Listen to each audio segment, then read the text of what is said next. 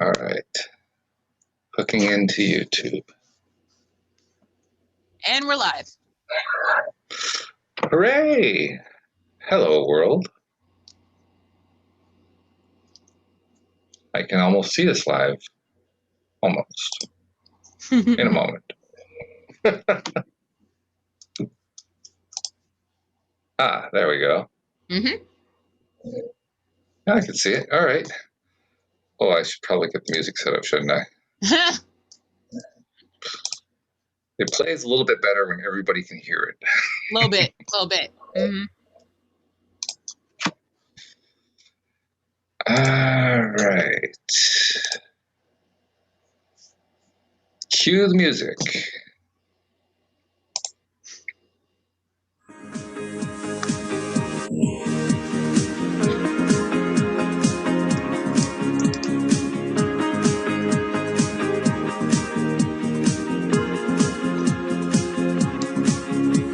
Welcome to LOA Today. I'm Walt Thiessen here with Alyx King sitting in for Linda Armstrong. Today is Friday, June the 28th, 2019. It is 4 p.m. in New York and 1 p.m. in Los Angeles. That's 9 p.m. in London and 6 a.m. in Sydney, Australia. And if I could do my math right, I think that's 5 a.m. in Tokyo. Yeah, but wherever you are in the world, thank you for joining us for another episode of LOA Today, your daily dose of happy. And the only thing unhappy is that Linda can't be with us today. She's going to be back next week. But in the meantime, good friend Alyx is always there for me. It's wonderful. I mean, you're like having a built-in sub. I love it. It's great. It's an opportunity for us to kind of pick up each other's energy and get the whole thing flowing and so forth. Got to get ready for the weekend, right? Because that's when everything really good happens. So got to be ready for that weekend. I feel like good things happen every day. It has nothing to do with the week or the weekend. Well, I mean, when I'm looking at the weekend, then that's why I think everything good is going to happen. When I'm looking at the beginning of the week, that's when I think everything good is going to happen. But I'm not focused on next week. I got the weekend coming up. This is good. I mean, plus today we're temps in the 90s and it's supposed to start cooling off over the weekend. That should be good. So it was hot today. Like my poor AC is just like, I can't help you. He's like, I'm trying. I'm doing all I can. Giving her all it's got, Captain. I cannot give you any more, Captain. I haven't done Scotty in years. Anyway. I don't even know who Scotty is. Scotty is the engineer who says that. Oh. he's the engineer of the original Starship Enterprise. I mean, well, I knew it was from Star Trek. Yeah. I knew that much. Yeah. But that was it. Yeah. That was it. Yeah. Rusty, it's quiet time. Quiet time, sir. I always thought it was brilliant to have a Scotsman as the engineer because you need that accent in order to just make it sound cool. Otherwise, it's just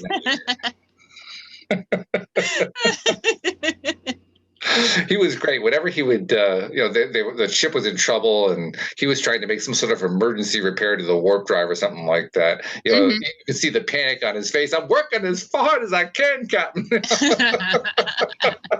It does make the scene seem a little more intense with that accent. and there were other times when I asked myself, where's the rest of the engineering department? It's always right.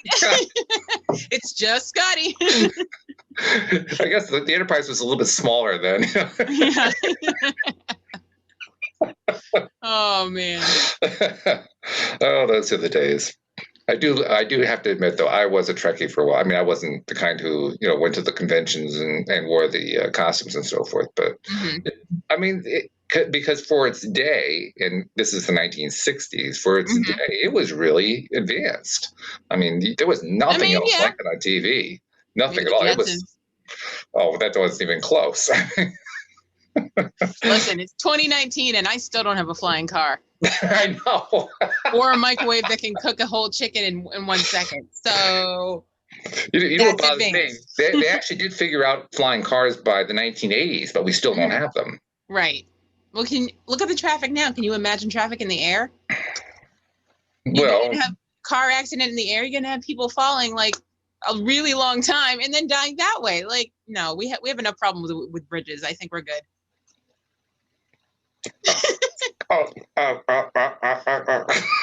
I suppose. I don't know. I think there happens to be a lot of altitude up there to work with, so I can't imagine all of the traffic pattern being at exactly 2,000 feet and that's it, nothing else. Yeah, But I can see what you're saying there. yeah, I mean, now if we had 10 times as many cars in the air as we have on the ground, well, okay, then I could start to see a little bit of a problem there. But, See, now we're getting into Fifth Element territory. well, either that or else Los Angeles, one or the other. Same. Tell us about Fifth Element, or actually tell me about Fifth Element. Most of our listeners probably know about it, but I don't really know enough about it. I mean, I know about as much about Fifth Element as you know about the original Star Trek. Touche. Okay.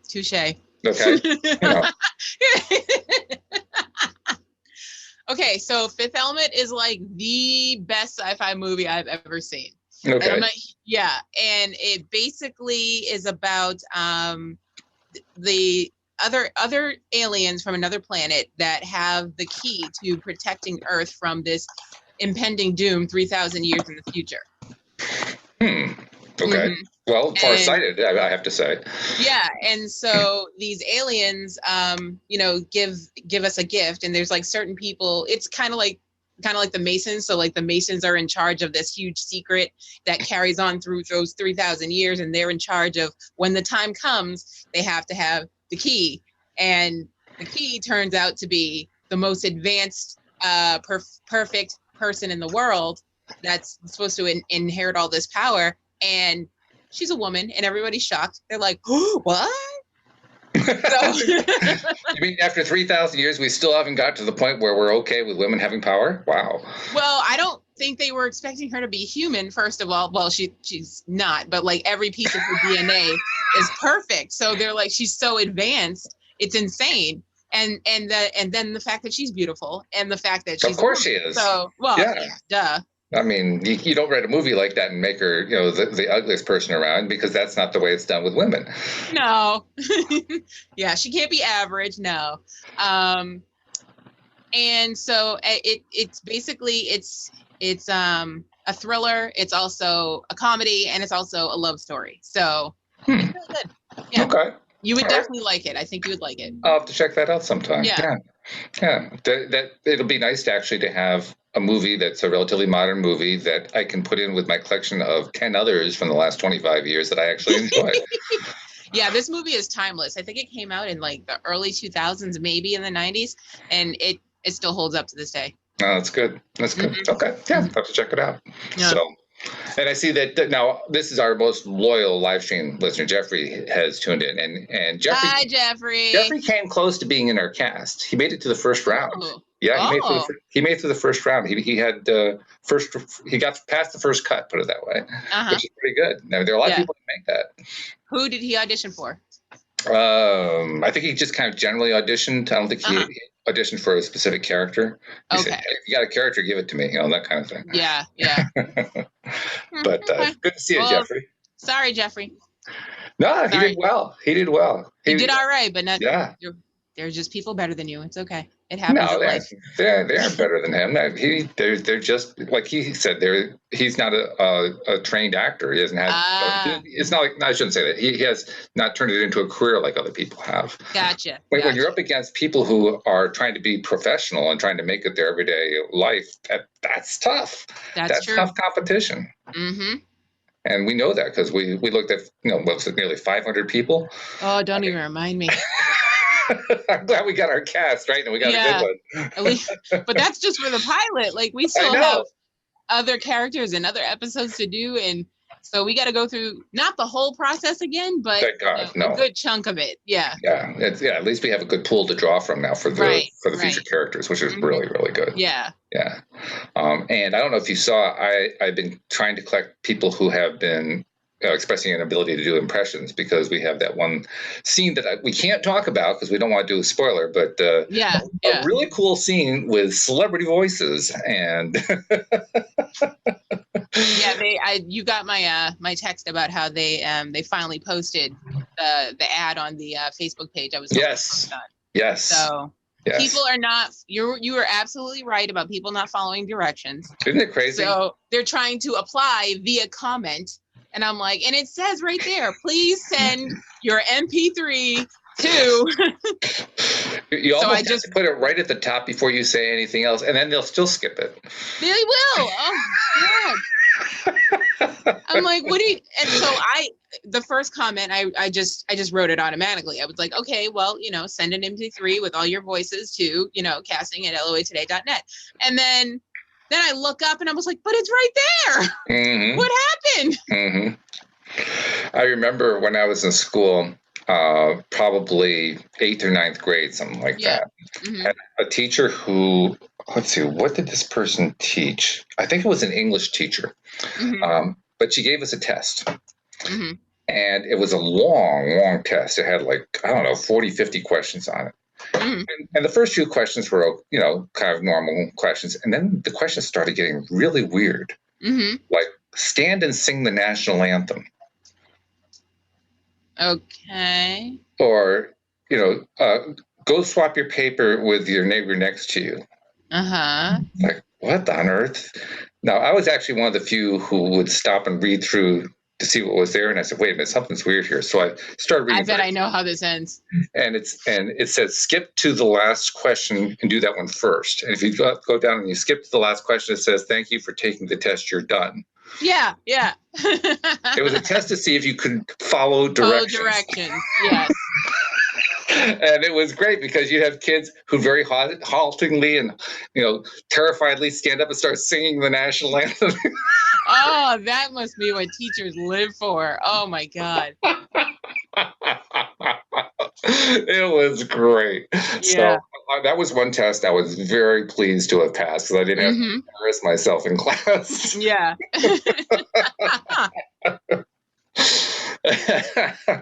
But it makes the point because I swear to God, probably 5 to 10% of the class passed the test. Mm-hmm. Everybody else was doing all the weird, crazy things that she was asking you to do on the test because they didn't read the directions. Yeah, same. And I almost missed the directions. I almost skipped them. I started writing the first one, and the first one made sense. I started the second one. I said, wait a minute. This doesn't look right. And then let me go back. Yeah. Mm-hmm. Oh, that was fun. But actually, when I first got hooked on here with you today, I was thinking to myself, well, I don't really have a topic, but I really do have a topic. I have a couple topics for us to talk about. Oh, a couple. Ooh. And they kind of fit into what we were just talking about. That's what made me think about it. Okay. One of them was about people on Facebook in particularly in the law of attraction groups, who, I don't want to say this in a way that sounds condescending, who just, it's kind of like what the test takers were doing. They weren't reading the directions. It's like posting right. on the post you put in about people who can do celebrity impressions rather. Yeah. You can get people who just don't know how to read what somebody else is saying. Very often I'll see a post by somebody and they're asking, they go through the whole setup about what's going on in their life and why they're asking this question. And then they'll ask a question. Oh, you got a little buddy there. Hello he just came out of nowhere. Surprise. Oh, God. He has to be on the live stream. That's what it is. He's like, we don't podcast in the afternoon. What are we doing? Yeah, right. This is not normal for me, right? Which one is he now? This is Rusty. That's Rusty. Okay. Hello, Rusty. Well, thank you for joining us. Yes. He's my main man. Like, he stays by my side at all times. He obviously loves you and adores you. Yeah, he does. Yeah, no doubt. But anyway, talking about these people who you can tell they didn't read the whole thing. Like, the person who's posting it is asking a very specific question. And invariably, like 98% of the responses will be, well, this is what you should do in general to attract what you're trying to attract into your life. They don't necessarily read the question that says, does anybody else run into this? Right. They just read, well, what you should be doing is that. Yeah, but that's not what the question asked. Right. And I noticed that this is, it isn't just law of attraction group. This is. Oh, no. It happened to me the other day. People just don't pay attention. They just aren't, and to me, I think it's disrespectful. I know that sounds strange to say, but I think it is disrespectful because what you're really doing is you're saying, I have all of these answers for you, but I can't be bothered to find out what your question really is and then answer the question. You know, I'm here to show how smart I am. Yeah, exactly. Yeah. It's like, speaking of the test that you almost failed. Thank you. Actually, I passed. You passed, but you almost missed it. There's always these posts that say, they'll have like this really long post, and then you get to the bottom and it said, I bet half of you didn't even read past, a certain point and don't know that this is all a joke. So then you go into the comments and like, oh, I'm so sorry for your loss. Yeah, right. And it's like, guys, read to the end. So there's that. That's the one kind of post that I've seen a lot of. The other kind, and this one, I think this one that irritates me even more. I see this in a lot of the different groups. I especially see it in Neville groups, but it happens in all groups. And that is people who give advice using verbiage that only those who have studied the subject in depth understand. No, you got to do layman's terms. This is the internet. That's right. Yeah. And then if you say something that doesn't match the meanings of what they have in mind, they shame you on it. Ooh, word shaming? Really? Yeah, like, you don't understand this properly without explaining to you why you don't understand it properly, because what you're really doing is just you're using the words in a way that they don't use the words. Yeah. Or even worse, if the person who's responding says, well, I can't think of a good way to explain this to you, I'm just going to plug in a 30-minute video on Neville or whatever, and the answer's in there. Just listen to that video. The answer's in there. Excuse me. I mean, I think of that same English teacher who gave us that test. If I had turned in a paper that said, I want to make this claim in my paper, and at the end I would have cited a source and said, go watch a 2-hour movie in order to see the evidence. Yeah, understand what I said. I would have failed. I would have been given an F for the paper. Yeah. Like, you can't cite that. What do you expect me to do? You expect me to go watch a 2-hour movie in order to figure out what it is you're trying to cite in one paragraph? Come on. Right. Give me a break. But that's what people do. Yep. So I got to ask you a question. What do you think people are trying to attract when they put out these kinds of things? Because I mean, the people who are posting, or the people who are ignoring what the post says, and who are ignoring or who are trying to be so knowledgeable, and here's the full answer, but I don't know how to explain it to you. I don't think they're trying to attract anything. I think they're trying to gloat about what an expert they are in the subject. See, to me, that means they're trying to attract something. They're trying to attract attention. They're trying to attract energy. Okay, yep. They're trying to attract something. I don't know what that is. I agree with attention. Yes. Yeah, maybe that's what it is. Maybe it's just attention. Yeah. Which is understandable. I mean, everybody likes to have attention, but maybe we need some better strategies. Yeah, yeah. Like, it's not all about you, And then you have those people that comment on everything, whether they know what's going on or not. They're just like, hi, I'm here. I know you were waiting for me and my opinions. Yeah, that does seem to be something that happens quite a bit. Yeah. The other thing that's interesting to me is how often you see somebody who types an F in, they're following, right? Yeah. And they don't seem to understand that if you like something, or just if you do any other kind of interaction besides leave a comment that says nothing at all, it's still going to let you know. Yeah. So it makes me wonder, how often do they actually follow anything? Yeah, that's what I'm saying. Do they actually understand how Facebook works? No, I don't think they do. Because I see that all the time in groups. They're like, oh, following. And I'm like, I never knew what it meant. I was just like, I had to ask. Yeah. I usually Google things like that, but I didn't really care. So well, I've actually Googled F and nothing comes up. I mean, I'd be afraid to Google F. Like, oh man, F, the 6th letter of the alphabet. Right. That doesn't help a whole lot. Oh my god. So I guess it's release the pet peeves day. That's what this is so far. Hashtag release the pet peeves. I actually, it's funny you say that, law of attraction. Ran into a profile today on one of the dating apps, and they said, one of the questions was, what's your pet peeve? And it's like the fact that people have pet peeves. And I was like, well, you're not for me, because let me tell you, I have a long list. So swipe left. Yeah, right. But you got a problem with pet peeves. I am not the girl for you. I remember one time, I don't remember exactly why. It probably was because of there's a website that I have run for years that was for people who wanted to comment about politics. Uh-huh. And I actually still maintain it. I'm not sure why, because I'm moving away from politics as much as I can. But for some reason, I'm just not willing to let it go. But anyway, I remember one time I'd written some article on some subject. I don't remember what it was, and somebody was kind of debating with me about it. It's like, okay, so we're having our conversation, and in the course of the conversation, let's see, how'd that go? Well, I can't remember the details of it, but kind of in general, I'm taking one position, they're taking the other position. That's fine. Okay. So it was a debate. Okay. And in the course of this debate, I began to realize that there was nothing I could say that the other person would agree with. Yeah, that's when you log off. And I think that's what I ended up doing. But after I had gone through every single permutation on Earth trying to find a way to create agreement. Yeah. Now, that's a fairly common phenomenon, right? Yep. I mean, that's why we came up with agree to disagree. That's right. Yes. So now let's take this to the law of attraction groups, because I see the same thing happen there too. So why would people want to go onto a group that's about law of attraction that is, at least in theory, about helping people for the express purpose of just being disagreeable?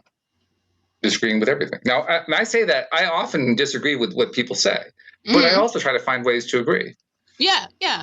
And some people are just natural trolls, and that's just what they do. I actually have a friend who purposely trolls certain things. Like, he's on certain groups where he's like, oh, give me a wrong answer. Give me a wrong answer. So he's actually looking to start a fight. Yeah. He once said to me, if you're not trolling, do you even exist on the internet?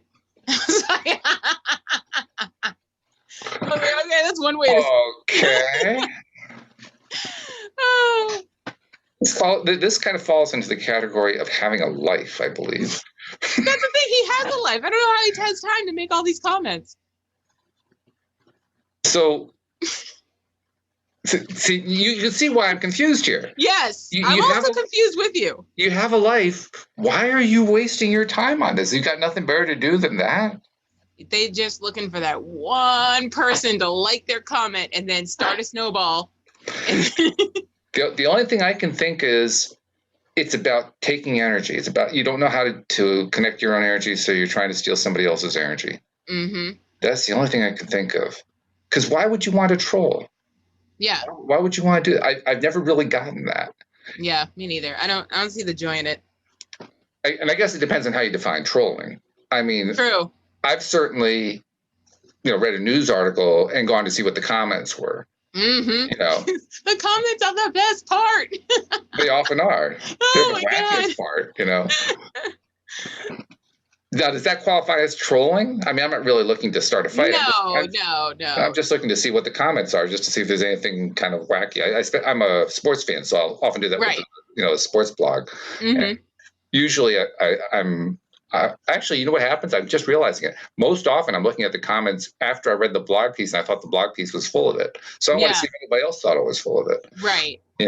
And if anybody else didn't think it was full of it, I said, oh, okay, well, then I guess I'm not the only one. But if I see everybody else saying that it's wonderful, I say, did you guys read the same article I did? That's trolling. So I guess that is trolling. But do you type it, though, or you just think it? Because if you think it's fine. Sometimes I type it. Well, then you're a troll, dude. It depends.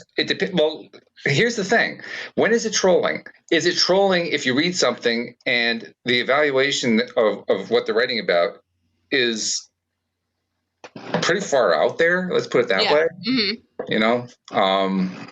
Let me see if I can give you an example.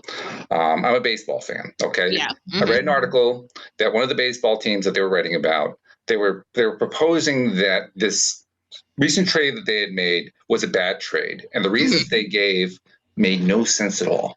I mean, just objectively looked at it, you said that's insane. Yeah.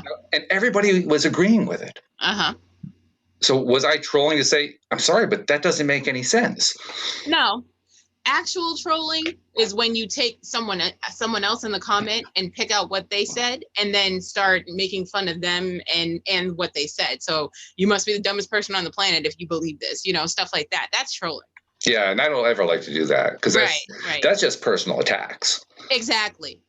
That's all that is. Yeah. I've never been a fan of personal attacks. I always thought that was ridiculous. Because you know what a personal attack is? A personal attack is when you have nothing better to say. Yep. Mm-hmm. That's really what it amounts to. You have nothing to contribute to the discussion. So just attack somebody because you don't like them. Yeah. It's like, no. So that's the kind of person I really look at and I say that person really has no life at all. And I feel bad for them. And then I move on because I don't want to feel like that.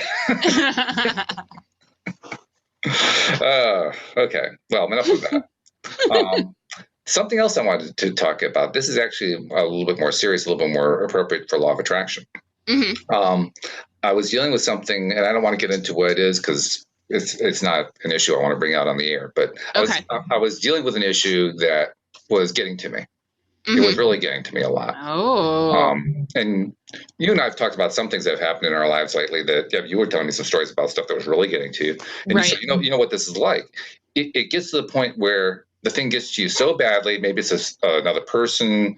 It's usually it's another person that's involved. The other person is, they're shaming you or they're making you feel guilty or whatever, and you're buying into it. Right. In this case, it wasn't a particular person. It was more of a series of events that was leading to a scenario that I really didn't like, and I couldn't think of a way to get out of it. A series of unfortunate events. I'm trying not to tell the story. I know. I was just quoting the movie. Go ahead. Yeah. But and then you find yourself in that out of alignment place. Mm-hmm. And if it's something that is really bugging you for whatever reason, it's related to something that's important to you, something family related, something related to your career, something related to your love life. It could be almost anything. Mm-hmm. But if something's really important to you, all of a sudden, everything that we know about law of attraction, everything that we know about being a deliberate creator, seems out to the go window. right out the window. Yep. Why is that? I don't know.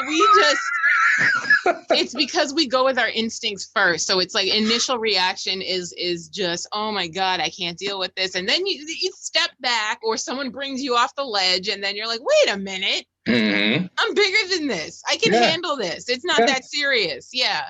It takes a minute. Well, in my case, it took more than a minute. I mean, I was literally using all of the tricks that we've ever discussed here on the podcast. All of them. Yeah. And, with varying degrees of failure and varying degrees of success, Well, when that happens, it makes it worse. Because then you start falling into, well, none of this is working. I quit. Yeah. This is all bull. I do a podcast on bull. I'm a fraud and a failure now, and then it's just snowballing into things that let's just until you just want to curl up in your bed and never come out. Fetal position for life. That's actually what was happening with me. That happened to me like late yesterday afternoon. I'm a person who doesn't take a nap. I just don't nap. I don't like it. I don't like the way I feel when I wake up from a nap. I feel miserable. I feel worse than when I actually lay down. There are times when I just have to, just because I'm exhausted. Right. Most of the time I try to avoid it. Mm-hmm. And I almost shocked Louise to death when I told her, I really feel like taking a nap. And she looked at me like, are you okay? This is not your normal behavior. But that's how you got to shut. Sometimes it's like when your computer starts acting wacky, you got to turn it off, reboot, count to 10 and plug it back in. Yeah. In fact, literally that's what happened before the show today. Seriously, a half hour before the show, I'm trying to do a couple things and nothing was working right. And I realized it's been a long time since this thing rebooted. It's about time. So I had to do a reboot. Yeah. But you're right. You have to reboot sometimes. Sometimes you just have to try to do that to get the perspective back. Mm-hmm. And I didn't end up taking a nap, but what I ended up doing yesterday at that point was just quitting for the day. I said, I just threw the towel. I do it all the time. I'm done. And within about an hour of vegging, and I forget what we were doing. I think she had the TV on or something, but I wasn't paying any attention to it. I was just kind of like, zoning out. Zoned out, yeah. Mm-hmm. The outer reaches of outer space. And I guess you could call it unplanned meditation. But in the middle of that... In the middle of that unplanned meditation, I started to feel better. Well, there you go. There you go. Yeah, sometimes you just need to cancel the day and start over the next day. That's right. Yeah. This day has been canceled due to lack of interest.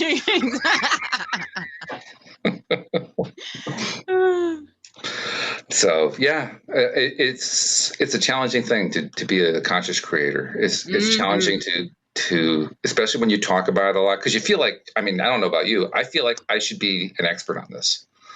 I would say I should be an expert, but I definitely am a source.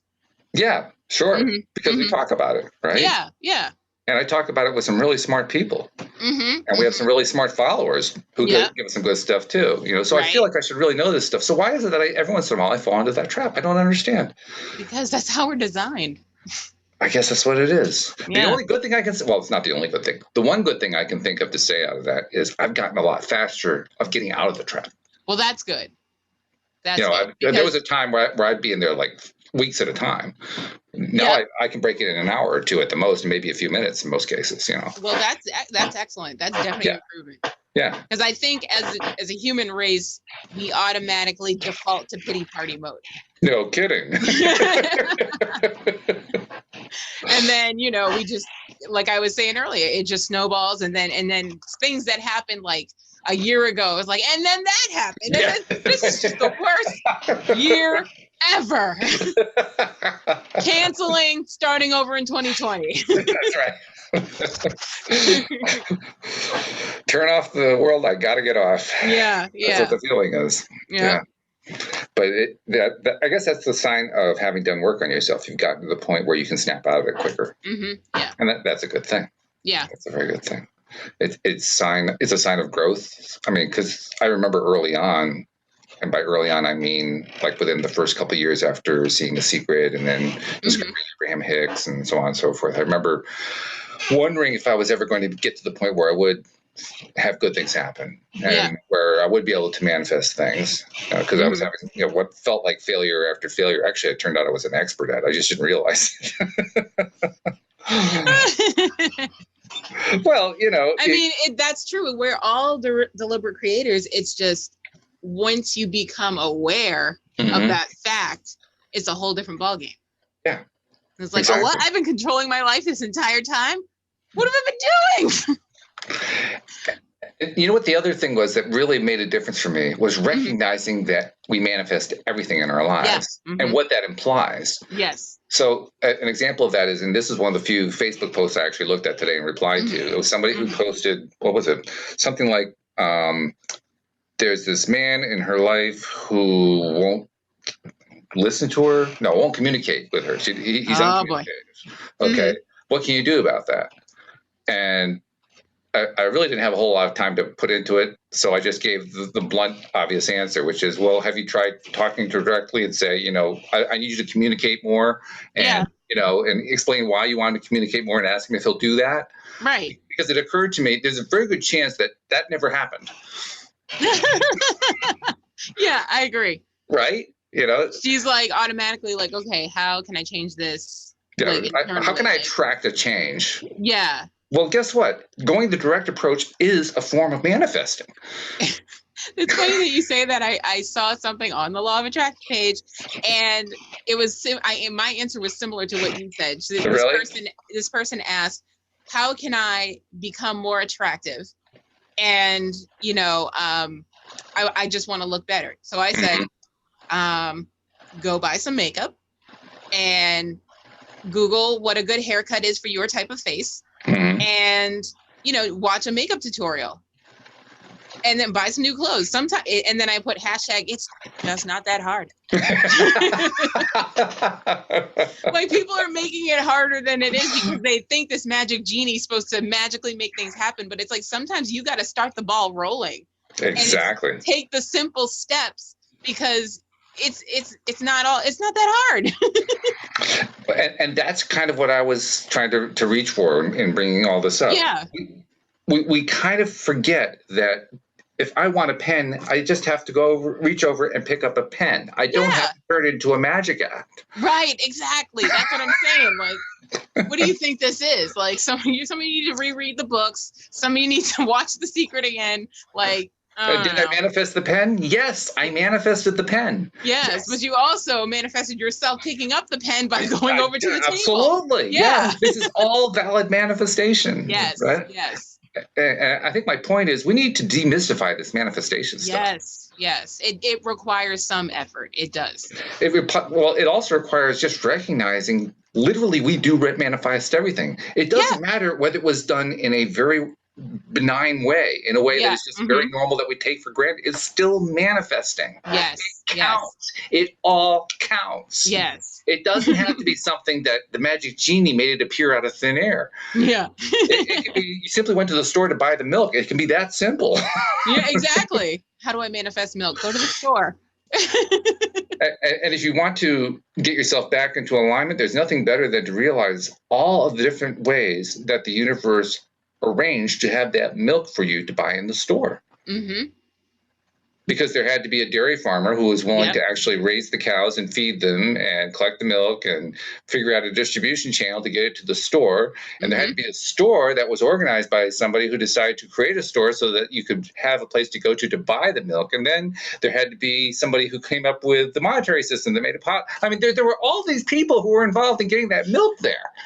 And that they sounds like the what is process? What is that old school song, the spider that swallowed the fly or something like that? That's what it sounded like. Yes, exactly. Oh man. But that's the kind of thing we should be appreciating more. I mean, we live in a wonderful world. We do. I don't care how many things that are going on that people don't like. We live in a wonderful world. Mm-hmm. And we take it for granted. Far too often. Mm-hmm. So how about maybe we should spend more time appreciating the ordinary, mundane manifestations. Yes. Because they're wonderful. Yeah. You know, I can't remember a particular movie off the top of my head, but I'm sure there must be movies or TV shows about people who are transported back in time, 1,000 years, and all of a sudden now they appreciate the fact that they don't have a toothbrush anymore. Outlander. Okay, there's an example. I mean, there are probably others too. They're just not coming to my mind right now. But you don't need to even watch a TV show or a movie to think about that. Just think, what was it like living here 200 years ago, let alone 1,000 years ago? I think about that all the time, every time I see a period piece, because I hate watching period pieces just for that purpose. And then my mom will be watching it, and I'm like she'll watch Game of Thrones, and I'm like, no one took showers back then. And it's so cold. They're covered in layers, so they're sweating under their clothes, and it's so gross. And then they're having sex with each other, not showering. Oh, I can't handle this show. So I ruined shows for my mother. Well, you used to do a podcast called Spoiler Alert, so I think you're qualified. Oh yeah, but I did it on the podcast. I go on rants. I'm just like, guys, we gotta. And then another thing about people kissing in movies, I'm like, did you just hit the craft table before you did this scene, or did you brush your teeth? You have a mint. What is happening here? Because they're talking really close and sultry, and I'm like, I wonder whose breath stinks. And then they finally kiss, and I'm like, was it awkward? Because I always heard that acting kisses are so awkward because it's you got to hold right here until they say action, and then it's you got to go into it and then cut and do it again and cut and do it again. It's just so awkward, especially if it's your child actor and that's your first kiss. Oh God. You realize you are an advertiser's dream. You are absolutely the perfect target for an advertisement. I wouldn't be surprised if there are a whole bunch of mouthwash manufacturers who are about to contact LOA today to start doing some advertising here just because of that. They've discovered that, we got Alyx. She's ready. I'm like, well, let me tell you about this mouthwash. Note to advertisers, I do voiceovers, so if you need me for your ad. Well, you should also announce your great news. You're going to be a voiceover actor. That's going to be part of your career, which is pretty cool. Yeah. Got yourself an agent. That's fabulous. Doing big things. Things. Multitasking is a strength of mine, apparently. Apparently. Multitasking and deadlines. I love deadlines. And I'm glad that you also proved that there is some value in working or not working, but using Facebook because you got the lead through Facebook. Yep. Once again, a whole bunch of Facebook advertisers are saying, yes, it works. Let's go. We'll target Alyx. It's great. You Google one thing, and then the next thing you know.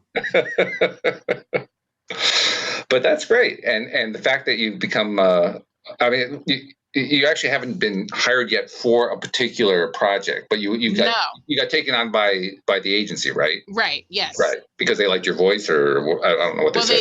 Yes, they like my voice. They have their whole spiel that they have to say in the email, but then at the end they put personally. It was like, and we just want to say personally, we think you would do very well commercially. Oh, that's good. Yeah, that's good. Yeah. Mm-hmm. So it's only a matter of time you're going to get that phone call. Only a matter of time. And then the question's going to be, what's going to happen with me if I need a sub and Alyx is off doing a commercial? I mean, well, that's the thing. It's all work from home, so I can record anytime I want. And we're only together for an hour, so it's fine. Really? Yeah. You don't have to go to a studio? No, that was the thing about me deciding whether I wanted to do voiceovers or not, because, I really don't want to leave the house and have to travel to a studio. Yeah, that's true. So, they were like... That's you. That's who you are. Yeah. They're like, no, you can do this from home. Like, we will bring you people that will allow you to record on your equipment. Wow. Yeah. That's pretty hot. Yeah. Well That's done. what attracted me to them. They were like, do you want to do voiceovers from home? I was like, yes, I do. Thanks for asking. Holy cow. I didn't know anybody was doing that. That's great. Well, with the technology we have today, I mean, all you're going to do is download an app. That's true. You have a fairly decent microphone. Yep. I mean, we're building a podcast off of it. Hello. Yeah. An audio play. Yes. Mm-hmm. And I have to say that's the other thing to talk about, because we had a marathon. Yeah. Like a 2-day marathon of recording. Yep. Mm-hmm. In fact, we did so much recording, we ended up recording days in advance without realizing it. Yeah, which is great, because we ended up getting, 2-3 days off? And we needed it. We were exhausted after that. I don't know about you, but I mean, with that last session, then it took 11:30 at night or something like that? Midnight, exactly midnight. Was it midnight? Yeah. And when I was done, it was like, can I have the next week off or something? Yeah. Because I was like, okay, I wasn't expecting to read today, but here we go. Well, what I can't say, and I haven't had a chance to play back all those recordings. I still have to go through and do the organizing and all that kind of thing. But what I can say is it was a very interesting session in terms of noticing what happens as... The chameleon effect? Well, not just the chameleon effect, but what happens as you do a recording session that goes on for a long period of time. It kind of got me thinking what happens on a movie set, because a movie set that can go on for hours. It can go on for 10 it does. Or whatever, and I can only imagine having experienced, this is what was it, about 3 or 4 hours we were doing this. After 3 or 4 hours, everybody was pretty much wiped. Yeah. I think at 11:30, Carissa's voice started cracking, and I was like, oh, she's not a night person. Yeah. Yeah, and it's tough. So, I mean, I was kind of projecting wow, that must be really tough to be on a movie set. And you've been sitting there for 3 hours, and then they finally put you into the scene, and now you're doing the scene 25 times. Yep. And it still isn't right. And then they have to rearrange the set, and then you do it another 10 times. And oh my God. And they got to get it from different angles, and they got a different, it's like being, I have, experience being an extra on different movie sets, and it's a lot of standing around and waiting. So at least they feed you.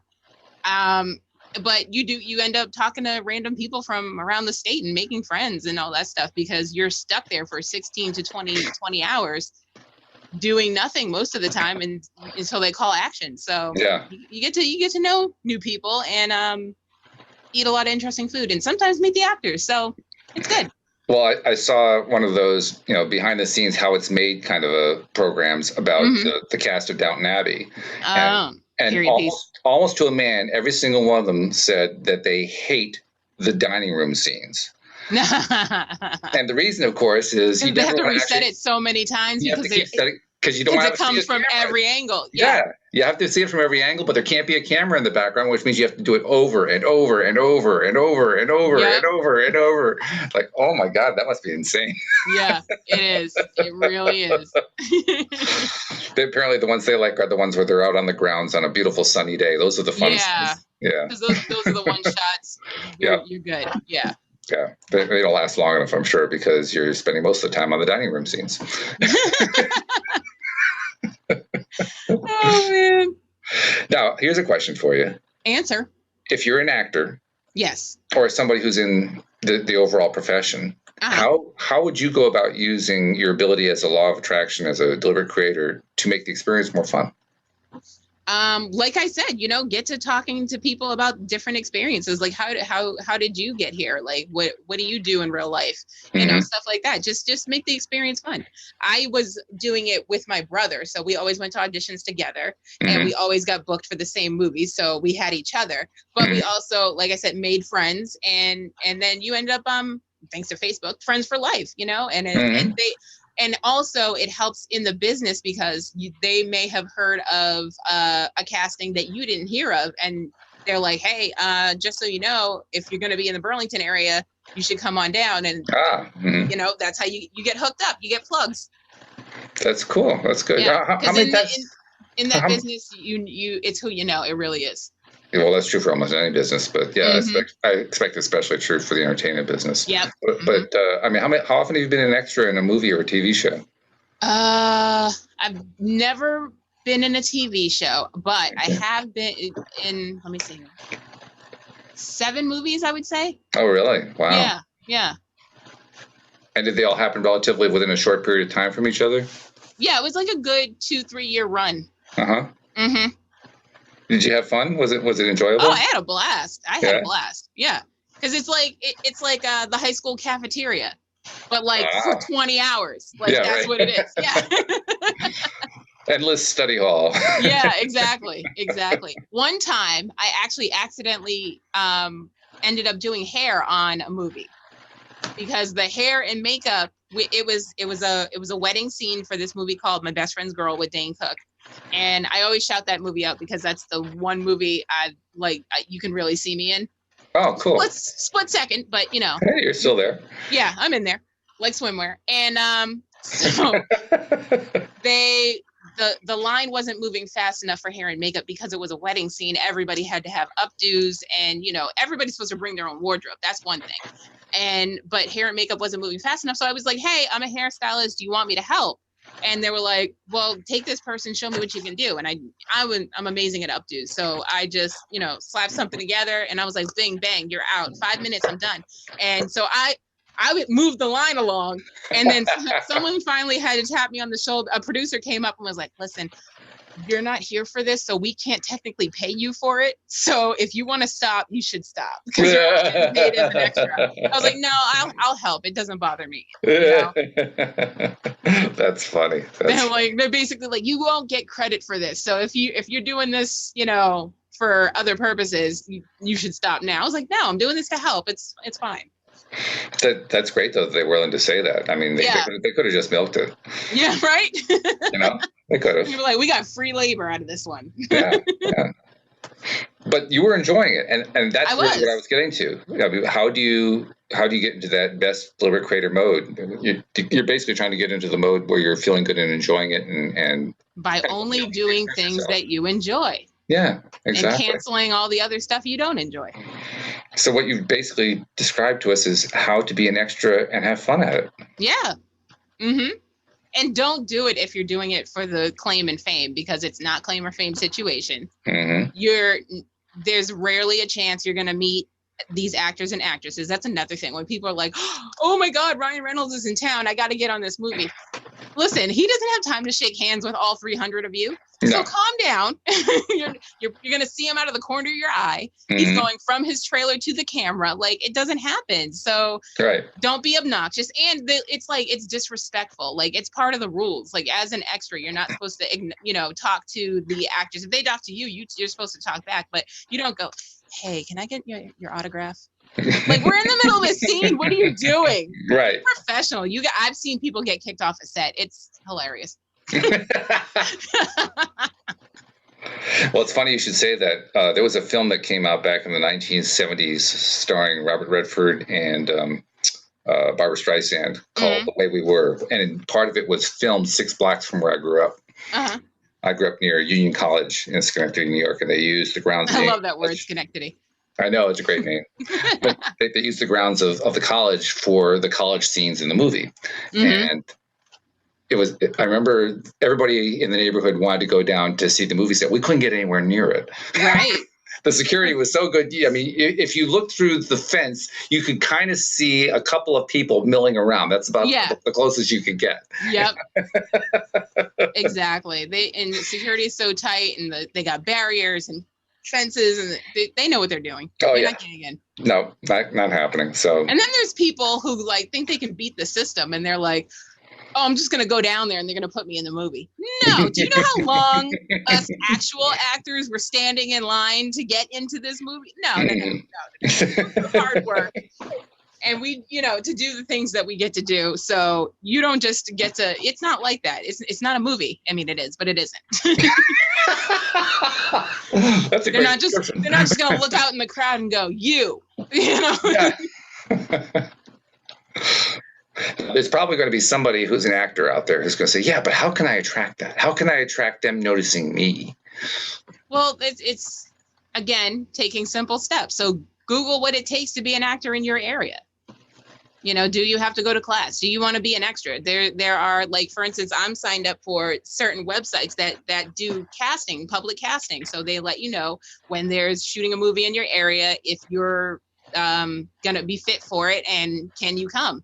Mm-hmm. And sometimes they're like, oh, it's a cattle call. Everybody be prepared to stand in line for 6 hours. Right. And then smile into the camera for 30 seconds and leave and wait for a phone call. So. Yeah. That likely won't come. Yeah, exactly. And one of the things that I learned from our own, we didn't really have a cattle call, but we had a whole bunch of people who applied. We had an online cattle call. It's kind of online, yeah. Yeah. But the one thing I learned from it was how many people there are who are amateurs, who have the dream of being an actor, and have done very little to actually improve their craft. Oh boy, did we learn that the hard way. Right? Yeah. Wasn't that amazing? Yeah. I mean, you have to weed through a lot of people in order to find, fortunately, a fair few. There were quite a few good ones. Yeah. But you have to do a lot of weeding through. And I remember PJ at one point. PJ, of course, is my sister, and also she's the director of The Grass is Greener. And she made the comment that if any of the people who didn't make it through the first cut, if any of them complain, tell them our suggestion is go take acting lessons. Yep. Mm-hmm. Get an acting coach. Yeah. And it wasn't meant to be an insult or anything. It was meant to be literally, this is going to make a difference for you. Yeah, helpful criticism, yeah. Because truly, it's very evident a lot of people who are applying aren't doing a whole lot to build up their own acting skills. You know why? Because someone told them they were a natural, so they don't feel like they need it. Maybe that's what it is. Maybe they did take some acting classes and they figured they're done. Yeah, no. This is an ongoing training thing. Like, there are people, especially in Hollywood, there are people that still take acting classes to this day, and famous people like Brad Pitt still takes acting classes. Jim Carrey takes acting classes. Like, and also sometimes you need a refresher course if you have to prepare for a certain type of role.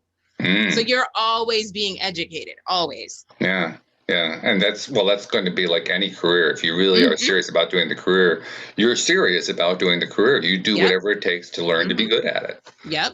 You want to be among the top tier who get drafted into actual movie projects or television projects or whatever. Well, you do what it takes to make sure you're qualified, to make sure you're attractive to somebody who's trying to find something. This is the big thing. There are ways to do it for free, but to get money, you have to spend a little money. Mm-hmm. You got to have your headshots. You got to have your video reels. You got to be prepared to invest in your career. And by the way, you also have to read directions. Yes. Remember that part of the conversation early on? Read the breakdowns. I can't stress that enough. Read the breakdown, people. All of it. When we described what we were doing, when I posted the ad, particularly on backstage.com, where we got the vast majority of our responses from, when I posted there, I was very clear, this is what we need. We need this, this, and this. And it was actually a pretty short list, right? Yeah. And very specific. And a whole lot of people made it really easy to eliminate them because they didn't do it. Yep. It was really simple. Yeah, seriously. And some of them were probably pretty good actors, but if you can't follow direction, why would we want you on the set? Exactly. Because if you can't follow directions on paper, you're not going to want to follow the director's directions. So that automatically wipes you out. So we're just like, okay, no, save ourselves some drama. I mean, think about it from the perspective of the person who's doing the casting. Yes. Mm-hmm. That's a great exercise. And having done the casting, now I know how good of an exercise it is. Right. Just think about what they're doing. Think about what they're going through. I mean, it's not like the old cattle calls where you had to actually stand in line. Well, I guess they still have those, but you know, you had to stand in line for days at a time. It seemed like. But at the same time, there was the casting director and his assistants who were sitting in the third row of the theater while this crew of people just started marching past on stage, doing their 10-second routine. Next. Can you imagine what it's like to sit in that chair? Next. Please show me a talent somewhere. Yeah. Please. Yeah. I need to see somebody who can do something. Seriously. It's like that part in The Incredibles, and they're like, "What do you want?" And he's like, "Something amazing, I guess." Oh, that line cracks me up all the time. Me and Richie always say that to each other. It's like, he'll be in traffic and he'd be like, "What do you want me to do?" And I'm like, "Something amazing, I guess." Oh, we love The Incredibles. Apparently, yeah. That's a good thing. And it was very fun shooting with my best friend. It was great. That's cool. That's really good. Yeah. He texted me immediately. I was like, "We're still shooting." He's like, "Yeah, but how did I do?" Because this is his first time acting. And I was making fun of him. I said, "You know what I'm going to do?" I was like, "I'm going to write a scene. It's going to be a flashback of Lexi and Nance and Miguel in high school. And they're going to be in the car singing In Vogue, because that's what we used to do." And I was like, "I noticed on your intake form you put that you couldn't sing, but that's a lie. So I'm gonna write it in. I'm gonna write it in." I was like, "I have all the power. You can't run from me." Oh my God. Yeah, it was great. Now he's listening to this and knows that I was joking, but it's okay. Oh, that's good. As long as he doesn't take offense, that's the main thing. No, he never took offense. He never takes offense. He's like me. He lets everything ride right over his shoulder. Oh, that's good. That's good. Mm-hmm. That's a good trait for an actor, by the way. Yes. Because when you're getting criticism, you cannot take it personally. You just have to take it in, listen to what they said, and roll with it. And remember, in most cases, there are going to be a few cases where it's meant harshly, but in most cases, they're trying to help you. Yeah, they are. Yeah. Mm-hmm. You know? Yeah.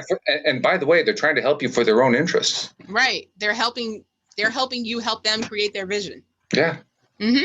I mean, that's the one thing that is most interesting to me about the casting process. Mm-hmm. Because you're trying to find somebody for a role who not only could play the role and not only can follow directions of a director in playing the role, right, but is actually interested in working with you to make the role work. Mm-hmm. So how do you find that person? So you start with what we talked about before. You start with, well, can they follow directions? And right. they can't read the directions, so they don't realize that they're supposed to put in a 10-second little piece about why they should be in the grass is greener. Right. Mm-hmm. You know, and they skip that entirely. And then they wonder, well, why didn't I get a call back? Because you didn't finish your application. You can't do that. It's like the SATs. You didn't put your name on it. You lost 400 points. Yeah, right. That's a more extreme example. It was a common example, but it was a more extreme example. But like, for instance, at one point I was putting out a call for people who could write music, because we're still trying to find. Still looking for a theme song, yeah. And we have a theme song. We have something that we can use. We both agreed we like it. PJ likes it, so we have something. But it's one of these royalty-free music things. It would be really great if we had somebody who was writing for the show. Mm-hmm. And we've been trying to find. Well, first of all, just finding something you and I both like. That's always been a challenge on music. Everything else we're fine. I don't know why, but it's an age gap. That's all it is. I think that's what it is. Yeah. But anyway, we've been talking to people, and I actually put an ad on Backstage to see if I could get find somebody there, and it was amazing. I would get people who would apply. They knew, there was the way Backstage works is they want you to put in what the role is. Well, there's not really a role, so I put in composer, music, music creator for the show. That's what I put that in. And I would get people who would apply, and they wouldn't follow the direction of send us a sample of your music. Yeah, hello. That's the most important part. You're trying to be the music composer, and you aren't going to show me what your music sounds like? Right. Really? You want me to pick you just on your application. I'm supposed to do it based on your photo. Is that it? Right. Never judge a book by its cover. No, and I don't. And then I I would get somebody who would actually send some kind of a sample, and I would ask, well, here's what Alyx is looking for. Here's what I'm looking for. Is this something that you can find some sort of middle ground that we would both like? Right. And then I get an answer back. Yeah, I can do that. I love a challenge. I can't tell you how many times I got that phrase. I love a challenge. That's usually a bad sign. And then I'd say, okay, great. Can you actually send me something? Right. And there'd be like a 3-day pause. Right. And then I'd get the answer back. I don't think I can really do this project, but thank you anyway. Yeah, I told you. I love a challenge. Yeah, okay. Let me tell you, in the dating world, when you hear I love a challenge, it's followed by a dick pic. It's followed by a dick pic. I'm telling you. That's just how it is. I can't even Bad wording for every situation. I love a challenge. Who on earth would go into a personal relationship with the idea, I love a challenge? Who? Yeah, but it's like, I'm not interested in you. Oh, I love a challenge. Sir, you're not listening. You're not following directions.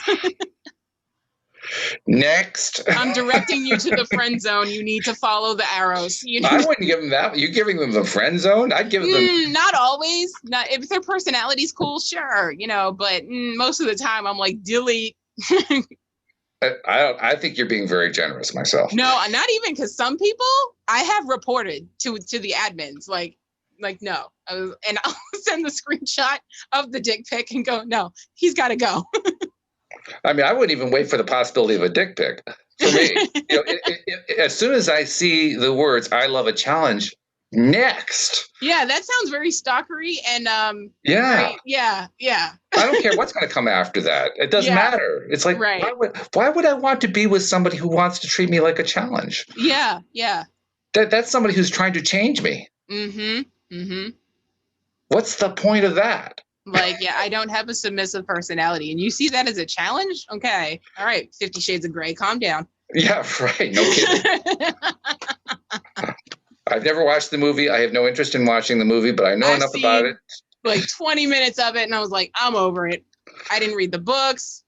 People told me about it. I was like, listen, I'm not into going to the movie theater to watch softcore porn. It's just not my thing. It was on HBO, and I was flipping past channels, and I saw it for like 5 seconds. 5 seconds was all I needed. I said, I'm out of here. I'm done. Yeah, same. Like, no, thank you. Like, really? We would have been in a fight to pick up the remote first. No kidding. Well, I have to admit, this has been one of the more unusual podcast shows. Yeah. We ran over time. Oh. we have gone over time, but we found all these different ways to discuss how not to be a deliberate creator. Yeah. So if you want to understand how not to be a deliberate creator, just play the show all over again. And rewind, pause, take notes where you need to. It's all very good. Yeah. So I hope that sets everybody up for a happy weekend. If nothing else, it got you to laugh. That's the most important thing. So thank you very much for being our guinea pigs of laughter. Yes. How's that? Isn't that good? And isn't that great that I'll be here pretty much all week next week? So she is going to be here. She's not kidding. She's not kidding. Because she's going to be here Tuesday and Thursday as normal. Today she's subbing for Linda. Wednesday she's subbing for Cindy. I mean, I'm just going to have to make you the permanent co-host. That's all there is to it. That's all I've been saying. No offense to everybody else, but you got me. It's what I tell my mother, like, why did you have 2 more kids? You had me. Like, stop at perfection. Like, people, what are we doing? 1983 was a great year. I don't know what happened. And that, my friends, is the definition of a healthy ego. So thank you very much to our podcast listeners. Thank you to Jeffrey doing our live stream listing as well. We'll see you all next time here on LOA Today. Goodbye, everybody.